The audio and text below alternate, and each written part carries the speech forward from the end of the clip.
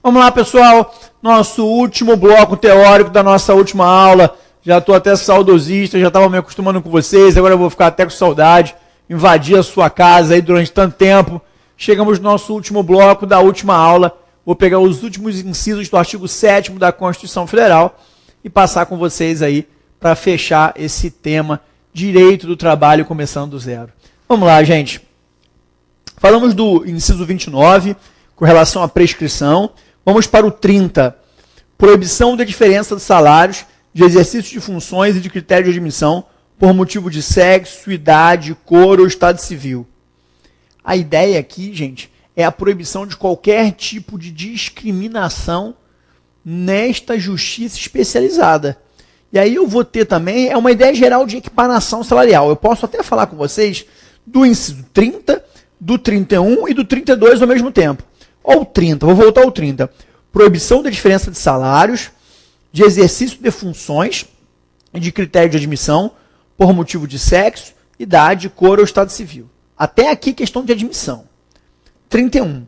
Proibição de qualquer discriminação no tocante a salário e critério de admissão do trabalhador portador de deficiência. Nenhum tipo de discriminação pode ocorrer com relação ao portador de deficiência. 32. Proibição de distinção entre trabalho manual, técnico e intelectual entre os profissionais respectivos. Eu não posso haver nenhum tipo de discriminação entre trabalho manual, técnico e intelectual. E aí eu vou aí falar um pouco com vocês sobre essa ideia do inciso 30, 31 e 32, dos incisos 30, 31 e 32 da Constituição da República, em seu artigo 7º, que fala sobre a equiparação salarial. Qual é a ideia desta equiparação salarial? Gente, vem comigo. Quando eu penso em equiparação salarial, eu penso na isonomia, eu penso no artigo 461 e na súmula 6 do TST. É só pensar que se duas pessoas exercem exatamente as mesmas funções e você ganha 1.800 e eu ganho 1.300, é porque eu estou sendo vítima de preconceito, é porque eu estou sendo vítima de perseguição, é porque eu estou sendo vítima de discriminação. Aí o que eu faço? Eu ingresso em juízo, né? Vou pleitear a tutela jurisdicional do Estado para que passe a ganhar o mesmo salário que você ganha. E mais, o período em que nós trabalhamos e você ganhava 1.800 e eu ganhava 1.300, eu vou querer a diferença, esses R$500 de diferença durante todo esse período. Para ingressar com uma ação dessa, eu preciso apontar a pessoa que supostamente eu alego que ganha mais do que eu para fazer a mesma coisa. E vou chamar ele de paradigma. Paradigma é o meu modelo. Tá? Só que entre eu e o paradigma, eu devo preencher inúmeros requisitos.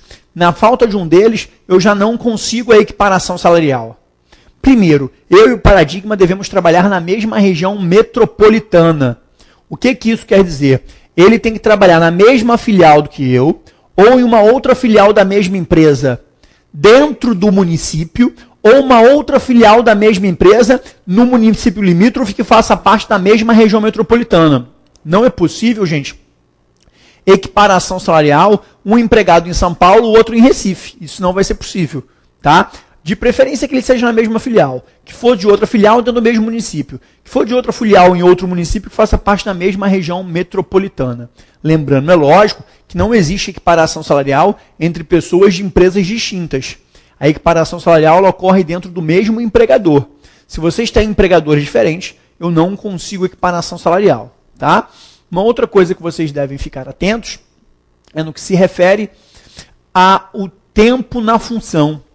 Se esse seu modelo já ocupa aquela função há mais de 2 anos, aí não há o que se falar também em equiparação salarial, porque a experiência dele justifica um salário diferenciado. Tá? Vamos imaginar que você entrou aqui no Complexo Ensino Renato Saraiva agora, e eu já estou aqui há mais de 2 anos dando aula. Pode você querer pedir equiparação salarial comigo? Não, não pode. Você não consegue equiparação salarial comigo porque eu já estava aqui há mais de 2 anos, o que justifica eu ter um salário diferenciado. Tá? Professor, mas no caso de professores que é um trabalho intelectual, é possível haver equiparação salarial? Sim.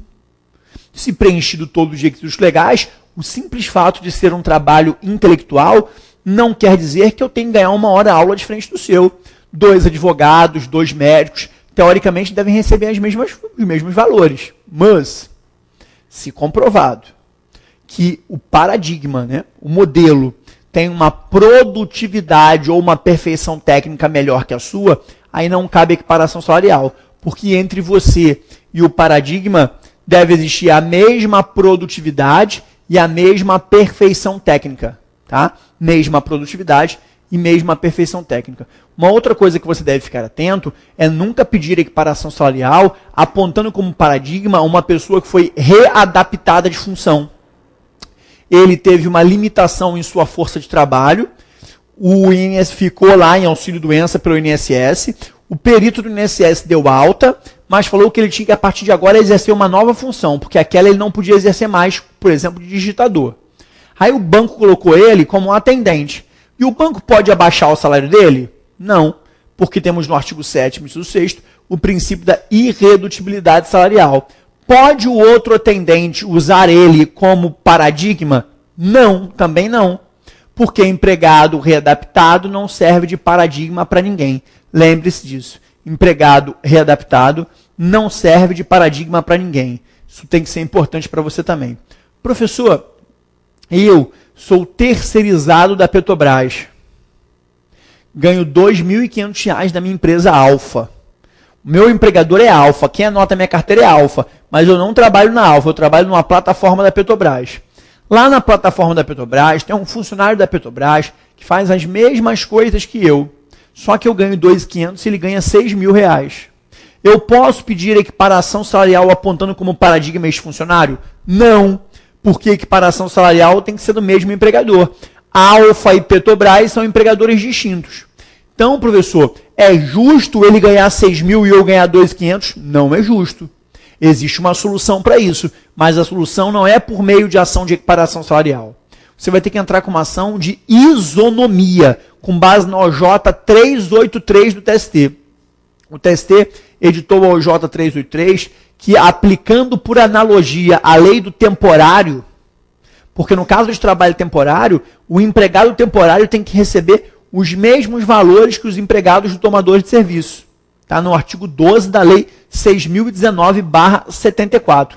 E aí, por analogia a esta lei 6.019, o TST editou o OJ 383, que fala que, nesse caso, o empregado terceirizado passa a ter os mesmos direitos que o empregado da tomadora de serviço. Ele não vai conseguir vínculo de emprego com a Petrobras, porque ele não fez concurso público. E para trabalhar para a administração pública, ainda que indireta, é necessário a obediência ao artigo 37.2 da Constituição Federal, a realização ao concurso público.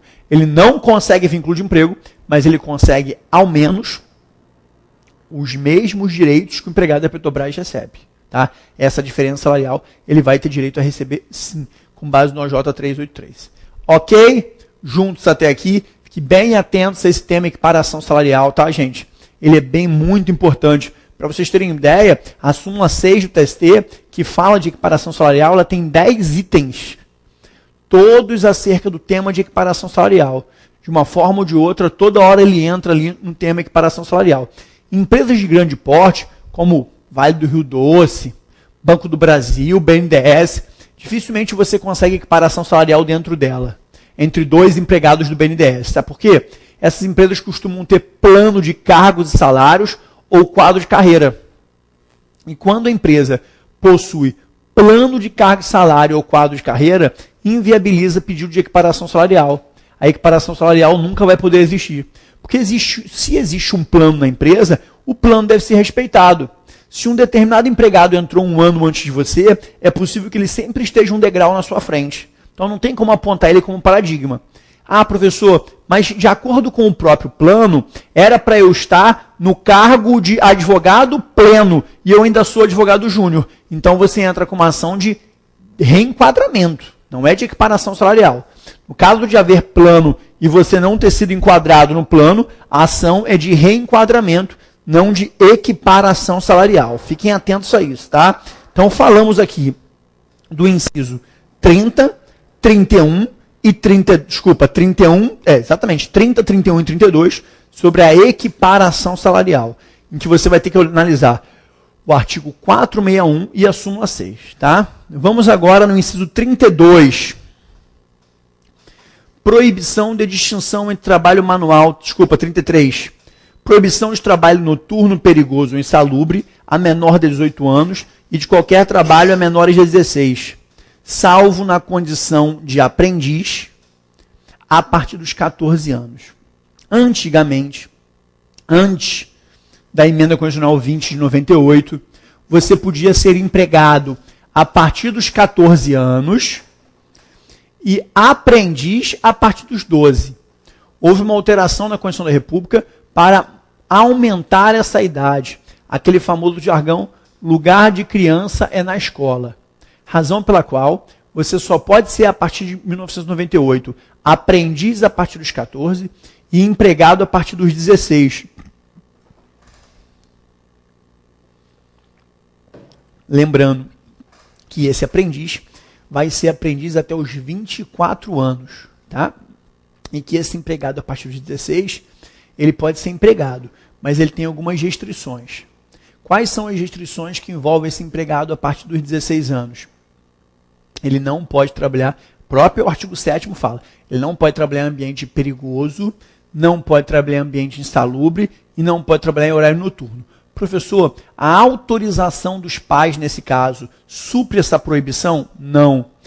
A lei, o legislador não delegou aos pais o poder de escolher se essas crianças vão poder trabalhar em ambiente, não. Ele simplesmente proibiu. E qual é a consequência de um menor desse trabalhar em um ambiente noturno, trabalhar num posto de gasolina? O contrato é ilícito? Não, não é ilícito.